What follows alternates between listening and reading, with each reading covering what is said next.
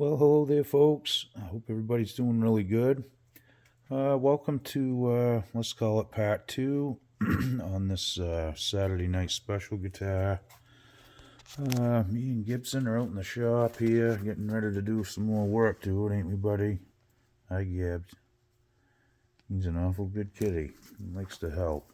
Anyway, I just fashioned a control cavity cover out of a sheet of this black. It's really thin, kind of like a plastic. It is plastic, I would say. I don't know. I had it laying around in the shop, so took a pair of scissors and just cut it out. And there's a little lip that hung out over with the wood, so I just press fit it in there, and I think it's good to go. I may put a couple screws in it someday, but I don't see the need. So what we have going here is this. In the last video, you saw me install some red fret markers that I made from a red straw that you'd use on like your WD-40 can or what have you. And I snipped them off and filed it flush, and then I decided to glue some toothpicks into the center because they were hollow. And I think that'll give it another dimension, obviously, and it might be a lot better as far as seeing them. So what we're going to do now is snip these off and take a look at it, okay? I did do one. You can see what the result looks like. I haven't, filed it down or anything, so let's take a good peek and we'll cut the rest of them off. Okay, folks, so I'm just going to take my little electrical cutters. This one up here decided to break off on its own. That's on the 15th fret. So we're going to snip this one off the 12th. And we have the 7th, the 5th, and the 3rd fret. Okay. So let's see what it looks like after we snipped them. There you have it. You will see some red. They're just kind of rough right now where I filed it, but that'll give us a center point in the dot marker itself. Okay, I know that's a little tricky to see, but that's what they're going to look like, and we'll clean up all the extra glue and that stuff there. It's not a big deal, and we should be good to go with this one. I'm not going to make a plate for the tremolo here. I have some. I could surely install one, but a lot of times I leave them off just because I like the sound better. And we're going to start that way with this one. The only thing I really have left to do is to change this neck plate out. This is a harmony plate that belongs on another guitar. So again, this is a Saturday night special. Professional guitars. Take that for what you will. This was an inexpensive guitar from the, I'm going to say early 80s, maybe late 70s. But it didn't have any dot markers, so we wanted to address that. And now we do. I can see them actually from here through the camera, so that's great. So the next thing we'll do is just kind of plane them off, get everything smoothed up, and see what it looks like. Okay, so what we've got going here is we have a C-clamp, a couple pieces of cork. These are just drink coasters. I buy them on eBay by the 30-pack. They're cheap. Keeps it from scarring up the guitar. Now what we're doing here is just having it clamped up so it will stand up while we work on it. Okay, so let's kind of zoom in here, and I'm going to start cleaning some of these up a little bit. The 12th fret was a little low, so it's just one of them things. I was trying to do it on camera, and that's why I'm doing it on an inexpensive guitar. So I kind of messed up on that one hole. It's not the end of the world. It stands out as the 12th fret if you look at it that way. It's not really that bad, but it's just not in line with the other ones where I'd like it to be. Like I said, this was for demonstration purposes anyway, so we're not going to lose a lot of sleep over it. Okay, so again, these are just really light strokes here. And yeah, okay. When we get some, I might put some wood sealer on this too. Just one thin coat, and that will help kind of make everything stand out a little better too. Okay, I'm going to move on to this one next. Again, these are just really, really subtle light strokes that I'm using here. The plastic files a little easier than the wood, so it's not a big deal. You just gotta try to be careful not to make a divot, from filing too much. So I just take baby steps as I do it, and works out quite well. They're not really that high anyway. I'm really just filing down basically the toothpicks that I glued in. Okay, I'm not sure where I come up with that idea, but there was some toothpicks sitting on the table when I sat down to take a break, so the light bulb went off, and here we are. I kind of like it though. It's going to be red with a kind of a white wood toothpick center, so should be able to see them pretty easy. Again, folks, I wouldn't do this on an expensive guitar or anything like that. This is just, my own inexpensive guitar, and I like to experiment on stuff like this anyway. I've ruined some guitars too in my life, trust me. Especially some early fret work that I didn't know what to do and how to do it, and it's best to learn. Try to get as much info as you can from YouTube or wherever. If you know somebody that does it professionally or has a shop, that's not a bad piece of business either. At least then maybe they'd even let you watch, if you know them and they're cool about it. And again, YouTube has tons of info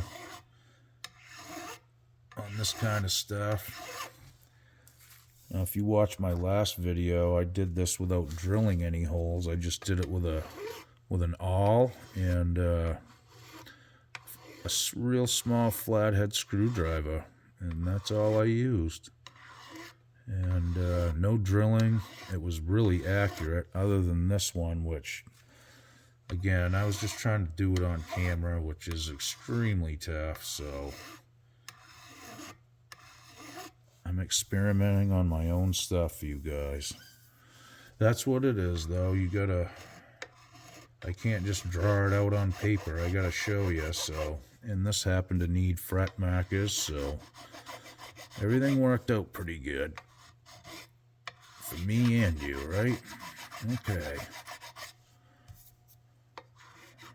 Again, this is really light pressure on here. And when I get done, you won't even know I was here with a file. But we don't want to feel these on our hands, so we're going to take the time to get them planed down and in good fashion here. Now that's starting to feel pretty nice. I can still feel a little bit, but what I try to do is you can almost hear it in the file. It has a distinct sound when it's high, Hear that?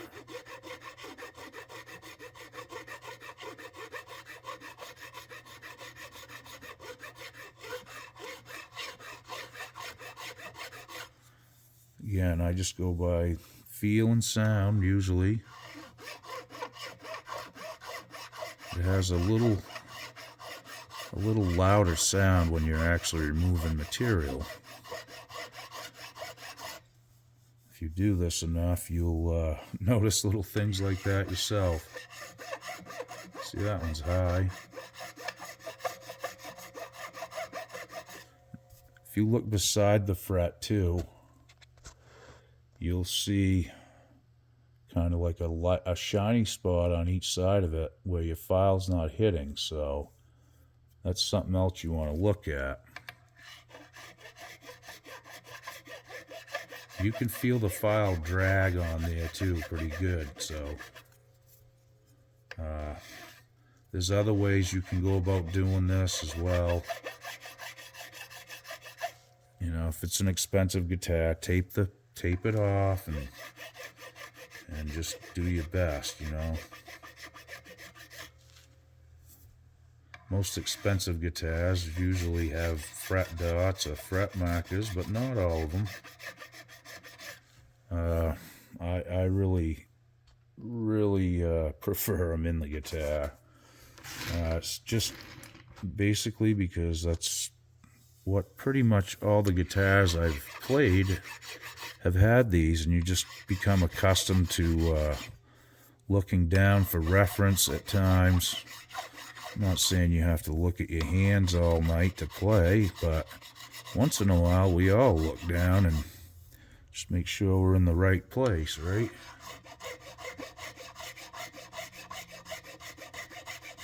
Alright, so that one's still a little bit high right here. And just want to knock them down, like I said, so we don't feel them. We want to see them and not feel them. Okay, well, we're getting there. We're getting pretty close here now. Alright.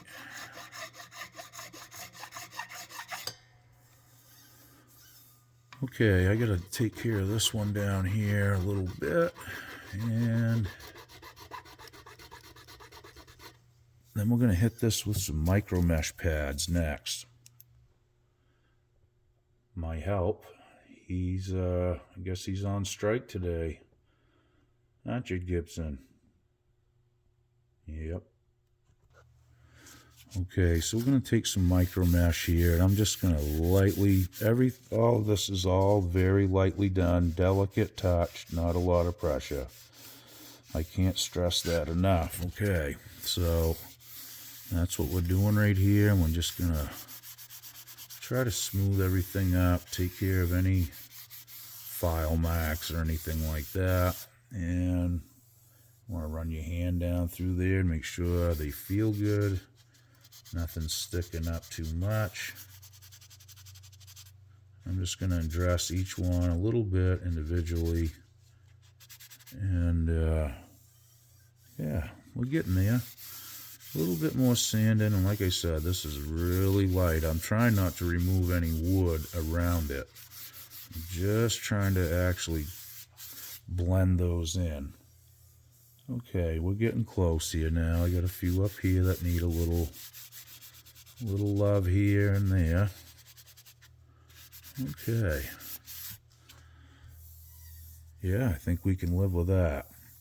Alright, so I'm going to put a little bit of wood sealer on here, and that will probably show the work and be able to see them a little better. Okay, I'm using Thompson's water seal. This is in a windshield wash jug, but it comes in a metal can. You can get it at the Home Depot or any hardware store usually. So that's what we're using here. And we're just going to apply a little bit on here like that. And just kind of seal this back up. Let's zoom in and look at the fret markers now. Okay. That's what we're looking at here, folks. So you can see the red. You can see a little glue around that one, so I may need to clean those up as well. A little bit more. We'll let the sealer kind of soak in, and we'll wipe that right off. Get rid of that dog hair on there, and should be in good shape. So this is something I've been experimenting with here a while.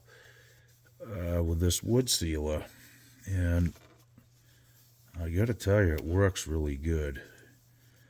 If you wipe it off when you're done, normally you won't have to do any sanding either. So again, we're just gonna put a light coat, if I can find the actual part that is wet. Okay. All right. And again, this stuff dries quick. You wipe it off, it dries really fast. Excuse me. And you don't have to sand it or do anything. It just turns out smooth. Okay, folks. So I've let the sealer dry up and give it a good wipe down. Now I'm taking a razor blade here, and what we're doing here is just doing a little bit of scraping across these to make sure they're nice and smooth. And I don't have to tell you guys this because I've said it already a dozen times. Very light pressure, okay? Yeah, it's starting to come to life now. Okay, so now I'm going to take some micro mesh and lightly sand this just to open the grain back up a little bit after I just hit it with a razor blade. And then we're going to seal it. That'll be it. Okay. Let me get some sealer out. Okay. Let's put some sealer on it. Okay. Just a nice even coat here. That's all I'm looking for. And I'm going to kind of seal some of this bottom off too, just so everything looks symmetrical. And we'll hit that one up there too. Okay. Now let's take a dry rag here, get ready, and we'll give this a nice wipe down here in a second. Now, I usually let this sit for, well, we're going to do it in real time, you know, a minute, something like that. Doesn't take long. It soaks in pretty quick. So just let it sit there a minute, like I said, and it really gives you like a finished look when you're done as well. And there's no strokes, there's no overspray, there's nothing like that. Okay, so I might have jumped the gun a little bit, but that's all right. I may apply another coat before I'm all done anyway, but we just really want to see what our fret markers look like, and yeah, that looks good. It's not a super shine, but it's enough so it's nice and smooth. Okay, there's our fret markers. You know, hey, it was worth a try. I think they're pretty cool. I can't feel them when I run my hand over them. So you got a WD-40 spray straw and a toothpick in the middle that's clipped off. And there you have it, folks. There's some DIY fret markers for you if you got an old guitar. And you can buy the stuff too. I mean, don't get me wrong, but just a spur of the moment idea. I thought it came out pretty good. And like I said, all I want is to be able to see the frets, and now we can. Again, you know, it's better than nothing. They are two-dimensional, so to speak, as far as the colors go, so they do kind of stick out. That's all we want. You just want them to catch your eye, right? All right, guys, well, I'm not going to bore you with any more of this stuff, but these are some pretty cool hacks I thought I'd share with you. You know, I don't write this stuff down, so it's good to video it so even I can go back and reference it. Well, thanks again for watching, folks. Welcome to all the new subscribers. If you haven't subscribed, please click the subscribe button and help me out. I really appreciate it. Okay, guys, we'll see you real soon. Be good. Okie doke.